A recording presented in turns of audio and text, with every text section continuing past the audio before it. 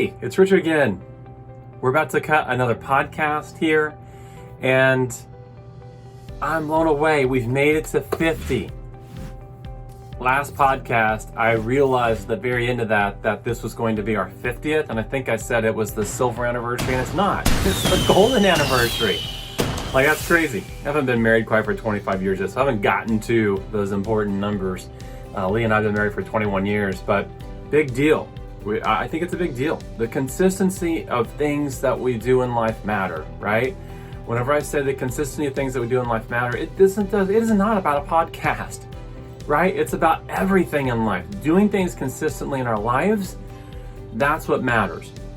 And so I'm gonna pat myself on the back because this hasn't been easy, but I've been committed to this, and there's a lot of reasons why we're committed to this, because this doesn't happen just by me. This is like, there's 1, 2, 3, 4, sometimes 5 people involved with this podcast. I think I've said it before, like, this podcast costs us somewhere between $1,200 and $1,500 per podcast to produce. And so by the time you take all the energy and effort around everything that we produce from this podcast, so it is a labor of love. It is understanding why we're doing what we're doing, and that is our heart is to help the recruiting leader who has very little help in this area of recruiting. And so we made it to 50. I'm excited about that. I'm just kind of pausing and reflecting on camera right now. So how about that? We're gonna go live with this podcast. Well, we're in the middle of talking about face-to-face meetings, and so this is episode 3 of 4. We did 1, we did 2, but this will be episode 3 of 4, and what we're gonna talk about today is the progression in this. We've gone from talking about the initial building relationship piece to the getting to the largest component of recruiting, which is, or the most important thing in recruiting, which is understanding what motivates someone most, their why. And now we're getting into, it's my turn to talk. And what do you say? Because when we're inviting people into this meeting, we have invited people into a meeting saying we are not going to recruit you. And for most people, they're not equipped to be able to handle this third stage because of that. So I'm excited to share the third part. And it means that a lot of you are probably going to have work to do beyond this because you're not doing this correctly. But that's a win, because now you're going to have clarity on what you should be doing, right? So here we go. We're going to go live with the podcast number 50, here in 3 and in 2 and in 1. Welcome back to another Recruiting Conversations. Your host, Richard Milligan, and it is our 50th podcast. Let me give myself, there's nobody else in the studio, giving myself a rousing applause. Okay, look, like, I've got to do this. Like, if someone would have said when you start with the first podcast you're going to make it to number 50, I would have said, yes, I believe that I'm going to be able to cross that line. But like, now we fast forward a little over a year. It's been 15 months since we've been doing this. This is episode 50, and we already have, beyond this, other ones recorded that we haven't played yet. So we know that we're gonna make it. We're gonna survive. This was crazy. I realized this. When I started looking at launch this podcast, and I think this is relevant to recruiting, so I'm gonna give it to you. When I was looking at launch this podcast, the numbers were staggering. They were absolutely staggering for how many people start a podcast and don't get beyond episode 10. How many people start a podcast and never do anything? And it was one of those things when I was looking and thinking about starting this podcast, I started searching, probably like a lot of you, in iTunes, where I was just searching the word recruiting, and I came across 3 or 4 podcasts. I remember this. I came across 3 or 4 podcasts, and I was like, that is awesome. I would listen to an episode or 2, and there wouldn't be anything more than 3 or 4. And I really began to realize that, gosh, we all have these great intentions, but few of us actually see these intentions all the way through. And so in the beginning, one of the things we have to do is we have to count the cost. Like, what's going to be the cost of this? Because there's a limited number of hours in a day. There's a limited amount of resource and energy that I can actually expend and produce. So understanding that, like, where am I going to invest my time? And I think too many people think of time as time management instead of time allocation. And that's an entire podcast in itself, and we'll probably come back and do something around that. But think about that, time management versus time allocation. This is important to us as recruiters, right? Most try to manage their time instead of allocating their time. And if I'm going to allocate my time, I need to determine where do I want to spend that, and who are the people in my organization that I'm going to report to and have meetings with and open my email up to, and what specific behaviors inside recruiting am I going to actually map out in the day-to-day that I'm going to allocate my time to. Most people show up. I found this to be true. Most people show up in the day-to-day and it's like, ta-da! And I pause because it's like, what's next? It's like whoever can get my attention the most. And that's why email has become the enemy of the recruiting leader, because that recruiting leader wears multiple hats. And because you wear multiple hats, you are exposed to lots of people inside the organization. The people above you that are in upper management, the people that are really under your leadership, underneath your umbrella, and those are the people that are feeding communication up to you, and you're funneling all that back and forth and back and forth. And most recruiting leaders get stuck in the middle of email and phone calls and voicemail and text messages. And ultimately those things can literally absorb your entire day. You know this. They can absorb your entire day and you can get absolutely nothing done. So we're gonna transition from that. I'm off my high horse. Yes, episode 50, but we are in episode 50 talking about one of the most important things in all of these four sessions, where we're talking about meetings. If you will go back to podcast 2 episodes ago, we were talking about the building relationship part, which I think is the first phase of the meeting. And then in the past episode, which was episode 2 of 4, we're talking about what I think is one of the most critical things in recruiting, which is getting to what is the largest motivator for my recruit. And so I'm asking questions around that. What is your why? What is it that motivates you most? And that brings us to the stage 3 of 4. And so at the end of getting someone's why, we transition from getting that information with some simple statements. And a simple statement can literally be, I've enjoyed hearing a little bit about you, and I would love to tell you a little bit about myself. And so I'll start with kind of what I think are my core values, and then I want to share what my vision is. So we're going to now talk about our core values and our vision. You ready? Because a lot of people aren't ready. And that becomes the larger problem with this, is that, remember, on the phone, if I said to you, what you should be saying is that if you're willing to meet with me, I promise not to recruit you. This will be a relationship building only meeting. Someone shows up, and when people get stage 1, right? Let them talk about themselves, and you build a relationship with them by asking good questions, and they get to some degree stage 2, which is I need to figure out what motivates them most. And then we get to stage 3, and we're like, now's your time to share your vision and your values and what motivates you most. What is your why?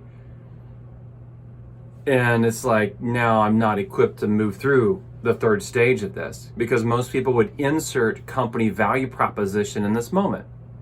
That's what they would do. They would insert their company value proposition. Let me tell you about how awesome our company is, right? It's like our support's phenomenal. Our leadership is great. Our technology is amazing. You know, all of these things. Our culture, which is the most overused word on the planet for a recruiter. You wouldn't believe what our culture is like. There's another podcast in itself. How do we break down that word culture? What does that even mean? I mean, I like to use different framework for words like that, because then people automatically assume that they know what it is. And everyone's culture is a little bit different, and everyone's culture is a little unique, right? But we come back to this thing right here where it's like we can't talk about those things. Now it exposes us in this area of not being clear and able to communicate our core values. It exposes us in the fact that we don't have a vision for where we're going. We've never really articulated our larger why we do what we do, right? And that's not for money. If it is, you're going to be a very shallow recruiter. It's not for success. It's not for a better title. If those are the things that you're promoting, I put quotations around better opportunity.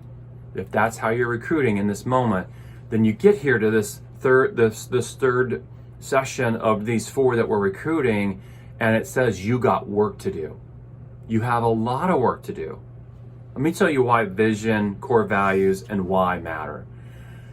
Picture 3 circles, right? And the 3 circles are those things. What's my vision? What's my largest motivators? What's my why?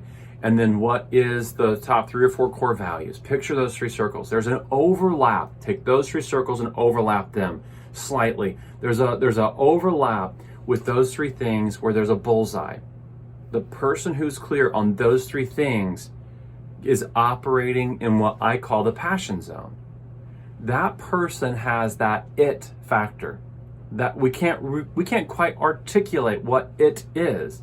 It's like they're extremely compassionate, they love what they do, they're really excited about what they're doing, right? But there's something unique and there's something different about that. And one of the key things in recruiting is that we're able to transfer our passion. That's what recruiting is. It's a transference of energy. I'm transferring my passion about my opportunity to you. You don't have to be discontent. If I'm more passionate about what I'm doing and I'm able to articulate to you why I'm doing it and the value system I'm doing it in and the vision of where I'm going, if I can articulate that to you in this little narrow zone where it all overlaps, there's a little bit of transference of that it, whatever it is. And someone says there's something different about Richard, there's something different about his opportunity, there's something unique about what's going on over there. And what we primarily lack as recruiting leaders is our ability to communicate this. This is really when we get to this 3rd stage of where great recruiters differentiate themselves from average recruiters. There's someone in my coaching this last year that hired over 100 people inside their area. And a lot of people would say that's a successful career and they've done this in a year. How'd they do that? How they did that was this person is living in their passion zone. This person has it. If you spent some time with them, you would know they had it. And so we come back to this moment and we say, I have to have clarity around my vision. I got to know where I'm going. I've got to be able to articulate this to people.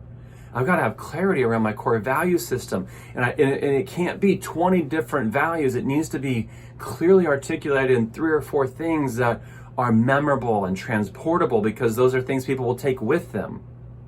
And then it comes back to me as an individual recruiting leader and being able to answer this question, why do I do what do I do? Why do I do this? What's important to me? What am I trying to accomplish in the larger scheme of things? And I think most people operate in like 5 different arenas with this. It's like we want to do what we love with the people we love, while making a greater difference, while being fairly compensated, and then able to spend time with the people that we love and adore most outside the walls of business. Now I'm to my family and to my friends and to get to do these things that matter to me outside the walls of business. And I think most people operate in a similar framework. I think you're probably nodding your head right now, right? You've got to be able to articulate these things to people, or you will simply fall in the opportunity improvement offering. We're a little bit better. And it might be that you think you're a lot better, but you're still in the opportunity improvement offer. The leader who shows up that can communicate vision and values and why they're doing what they're doing, they're operating in their own category. That's a new opportunity. That opportunity doesn't exist anyplace else. So we're not selling this as much as we're storytelling this. I'm not showing up and saying, this is why you come join my winning team. You like my secondary voice I use right there? It's like, this is why you come join my winning team is something that framework a lot of people use. That's not the framework that's best used if you want to motivate people that are ultimately aligned with you. I can take someone that's perfectly happy where they are, and I can move them to my team, because perfectly happy in context for most people means that they put a little check mark in the box on the survey that says, I'm satisfied. I'm satisfied where I'm at. What does that mean? It means I've got the tools I need, right? It means I'm pretty content in terms of my paycheck. It means things are going smoothly for the most part. Things are going smoothly. But there is a defining word in the Latin that's used around status quo. And I would dare say most people fall in that category, that's status quo. I'm content, I'm satisfied, that's status quo. How in Latin it defines the term status quo is mess we're in. And I would dare say that people that are operating without being in this these three circles that we're talking about here with vision, value, clarity, and why they're doing what they're doing, clarity, those people are settling for something that's less than what's available.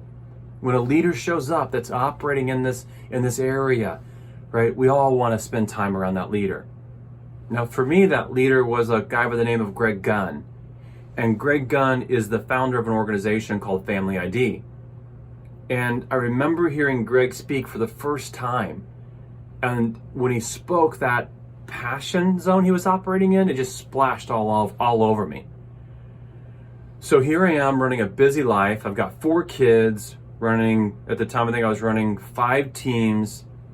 Greg shows up at an event, he speaks. There was something about Greg that was different, and I couldn't put my finger on it.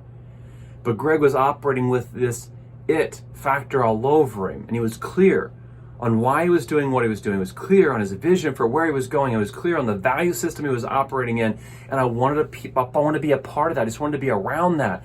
So I look up 3 years later, and not only have I been serving alongside him at events, these nonprofit events, but I'm on the board for his nonprofit organization, Family ID, and I'm buying cases of his books and I'm handing them out because Greg was operating in his passion zone.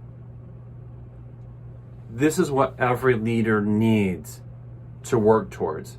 If you ultimately want to operate in the 5 areas that I mentioned, doing what you love, with people you love, while making a difference, while being fairly compensated, while having time to spend time with those people that are most important to you, if that's a framework that you're nodding your head and saying yes, then this is a place you got to put your head down and do work.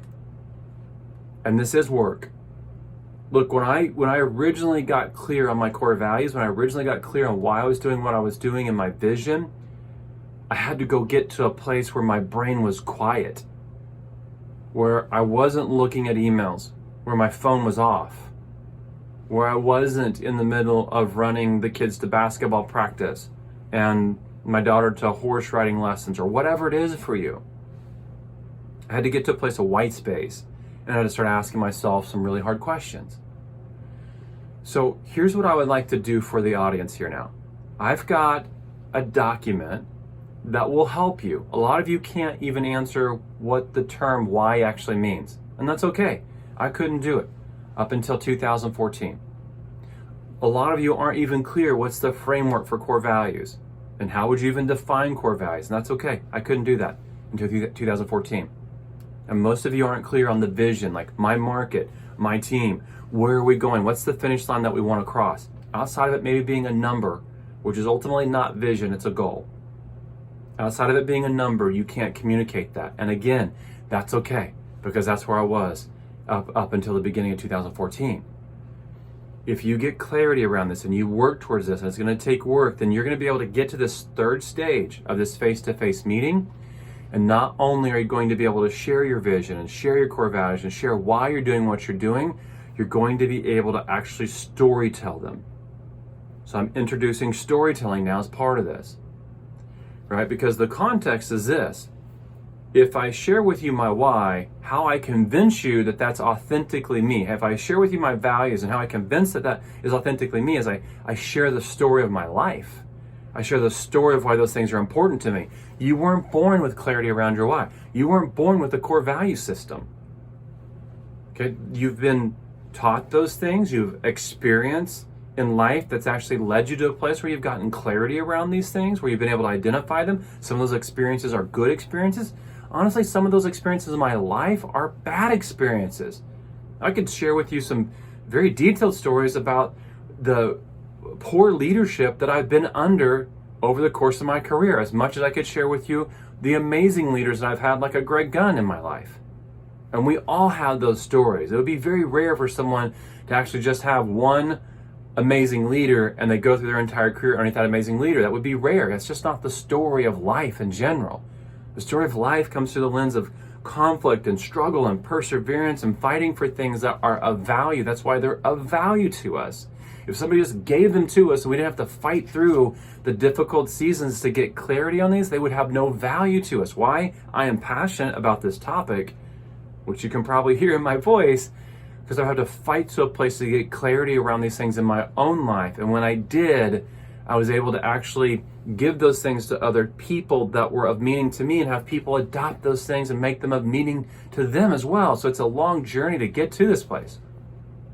Most of the people listening to this podcast are mature leaders, okay? If you sit down and spend some time getting clarity around your values, around your vision, around why you're doing what you're doing, and you had that and you could story tell it like I can.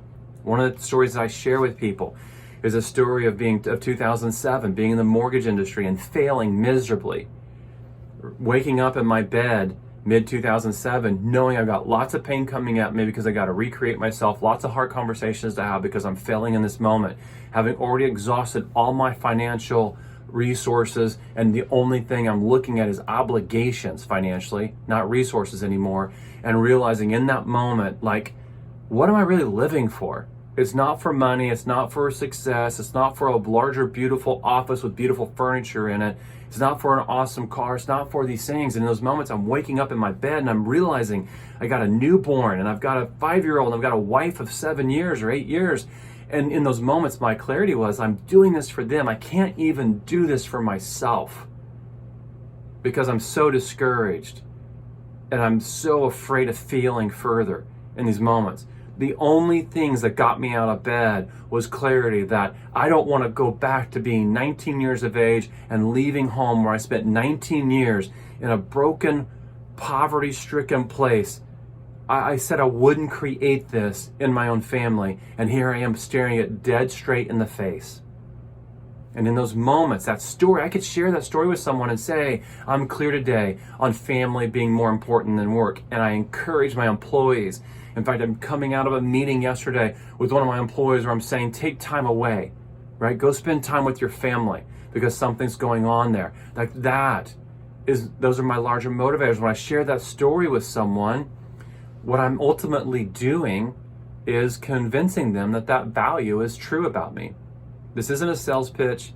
This is the authentic me. And I think the number one characteristic of a good story is the vulnerability of the storyteller. So this means that you're going to have to be vulnerable in these stories. I think great stories come through some unique framework, and most people have never connected the dots on that unique framework. That unique framework is there's always a beginning. I just kind of, at a high level, articulated that to you in my story, right? The beginning is 19 years of age and leaving home, kind of planting my flag in the sand and saying, in the future, this is who I will be, and I already am clear on who I won't be.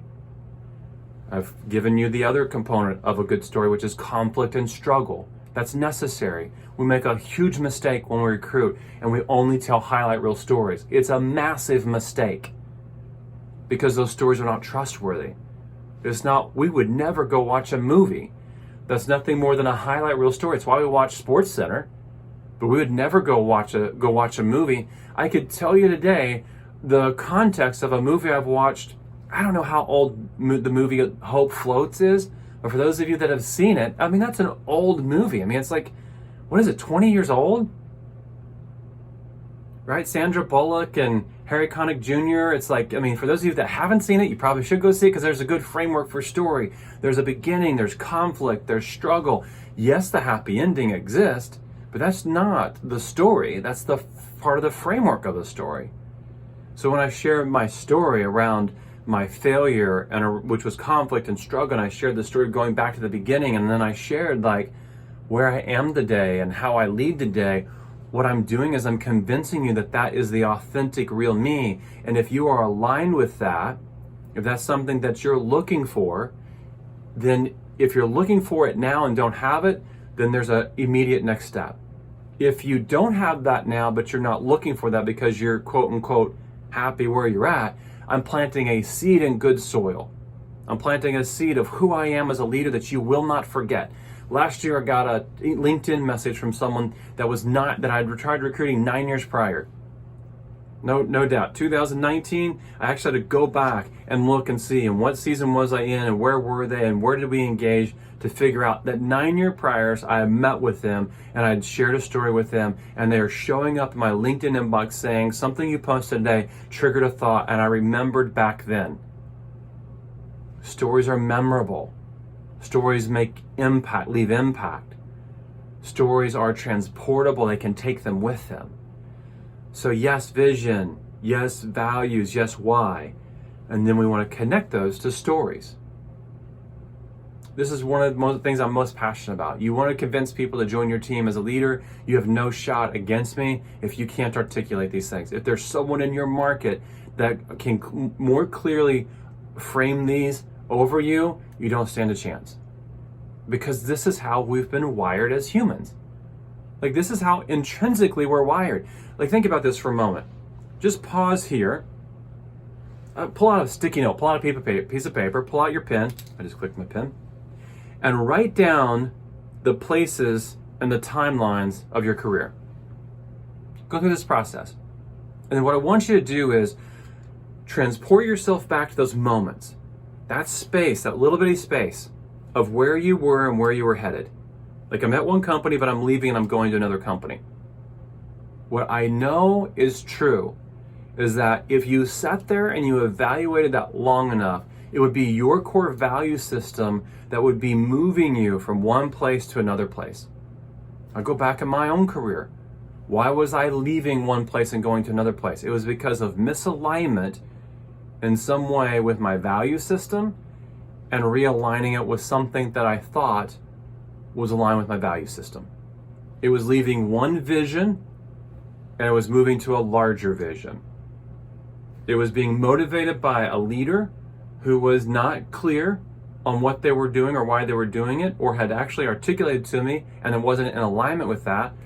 And I was then moving towards another leader who I thought was clear, that was in alignment with that. And when we look at our careers and we start stacking these opportunities of where we've left and where we've gone, most times, not always, but most times what's motivating us to move from one place to the next place is this intrinsic design that we have to be more motivated by values, to be more motivated by aligning with leaders who are clear on what they're doing and why they're doing it, which is part of the vision, part of the why. We're motivated through that lens. So a lot of times when we go back and when I work individually with a leader, we map some of these things out where people get stuck and say, why did that take place? Why did you move? Why did you get into an industry to begin with? Sometimes can be a value system that's pushing us in a direction. You have to be able to articulate these things. And if you can, then you are a next level recruiter. So behind the scenes here, we call them tier 1, tier 2, tier 3 leaders. It's an easy, simple framework for us. When we meet a leader and we're working with a leader, we do a lot of leadership branding here. So in our leadership branding, which is part of a channel, we've got 13 people here that help leaders to develop their brands and be able to articulate those, create content around those. As we're doing that, when we say tier 1, tier 2, tier 3, a tier 1 leader, clear on their vision, their values, and why they're doing what they're doing. Clear 2 leader understands those, has identified those, but has not created ultimate clarity around those. Tier 3 leader has no clue. The hardest leader to represent in this area on social media is the tier 3 leader, because they don't know what their content's gonna be. Right, we call it the FAV or the FAV stage. There's three letters there, FAV. One is they're fearful in what they're posting.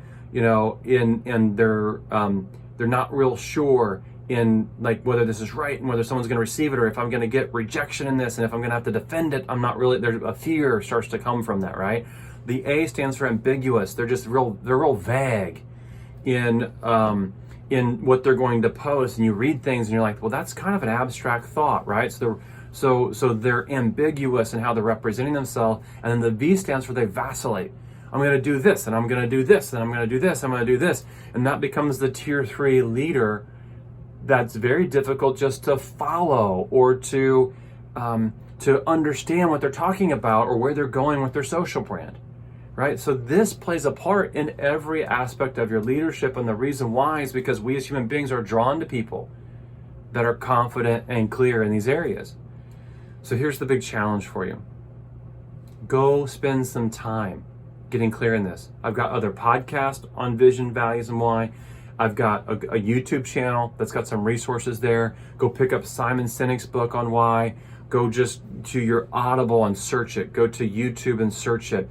John Maxwell's got great content on this. I already brought up Simon Sinek, who's got a lot of great content on this. Go find people that are talking about this. Andy Stanley has some incredible framework for this.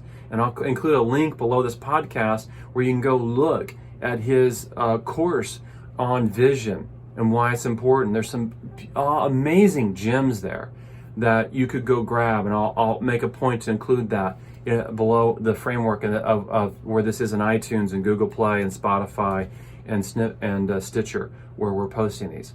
So that's your homework from this.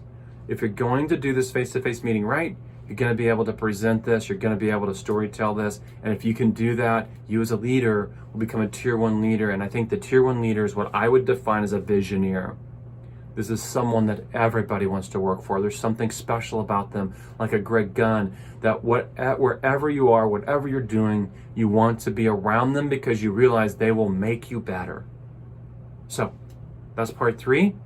You can probably tell I'm pretty fired up and pretty passionate about this, but I think this is one of the most critical things to you becoming that next level recruiting leader. And I'm all about helping you on the journey along this way. So thank you for being a part of this, for being a part of this tribe.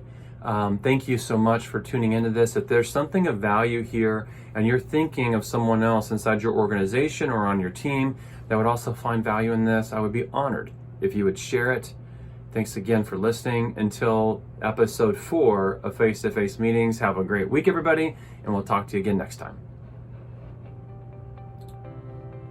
Can you tell I'm passionate about this? Holy smokes. I think that we've been wired as human beings to want more. And I think we get confused when that framework comes up of want more. We think want more equates to a better home or a better car or a longer vacation, or those are the things. And ultimately, I think that we desire to have more than that, because it's not about those things. Talk to anybody that's in the last season of life, and you'll get a lot of these epiphanies as to what's important. I don't know many people that get to the end and they're thinking about acquiring more things, right? I talked to a leader earlier today who is a tier 1 leader, and he made the statement legacy over currency, and I'm nodding my head, I agree, right? And so I know there's value in this. Now let's go do the work. Have a great week, everybody. We'll see you again next time here on another video on my YouTube channel and on another episode on Recruiting Conversations. Thanks so much for tuning in.